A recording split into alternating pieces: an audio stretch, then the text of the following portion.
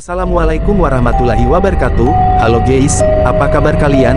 Kali ini ada sebuah cerita misterius, yaitu dengan kisah nyata seorang laki-laki supir ambulan jenazah, dan rumah sakit terbengkalai. Langsung saja guys, ini dia ceritanya.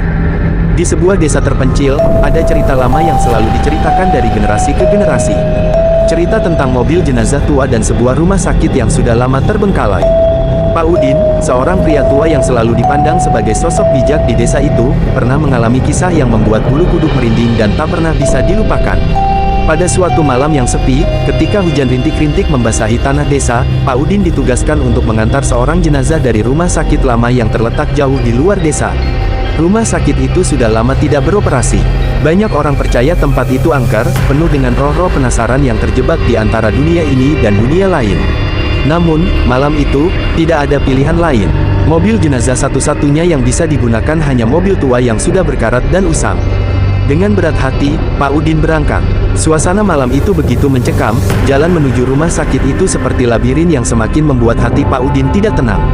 Sesampainya di rumah sakit tua itu, bangunan besar berdiri seperti raksasa yang terabaikan, dengan jendela-jendela yang pecah dan pintu yang berderit.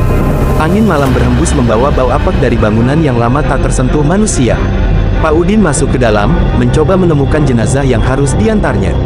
Di lorong-lorong gelap yang diterangi hanya oleh cahaya bulan yang masuk melalui celah-celah jendela, langkah-langkah kakinya terdengar menggema. Setiap sudut tampak seperti mengintai, seolah ada sesuatu yang memperhatikannya. Setelah beberapa saat mencari, ia menemukan ruangan kecil di ujung koridor.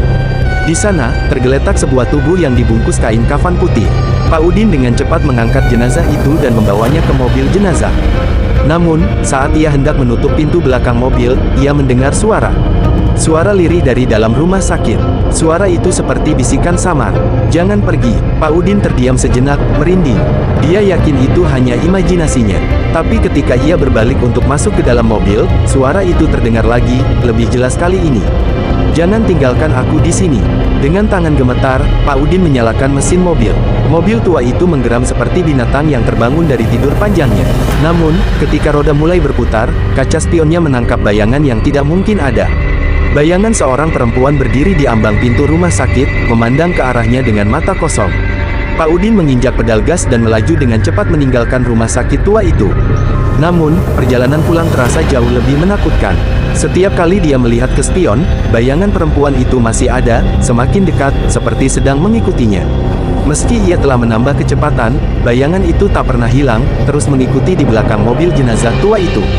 Ketika akhirnya tiba di desa, Pak Udin segera membawa jenazah ke rumah duka. Namun, saat kain kafan dibuka, orang-orang di sana terkejut. Jenazah itu bukan jenazah yang mereka kenal. Itu adalah seorang perempuan muda dengan wajah pucat dan mata terbuka lebar, menatap kosong ke arah langit-langit. Pak Udin merasa tubuhnya kaku. Perempuan itu, wajahnya, sama seperti bayangan yang dilihatnya di spion. Sejak malam itu, Pak Udin tidak pernah lagi mau mendekati rumah sakit tua atau mengemudikan mobil jenazah. Dia selalu mengatakan bahwa perempuan itu masih mencari seseorang yang belum berhasil dia antar ke tempat peristirahatan terakhirnya.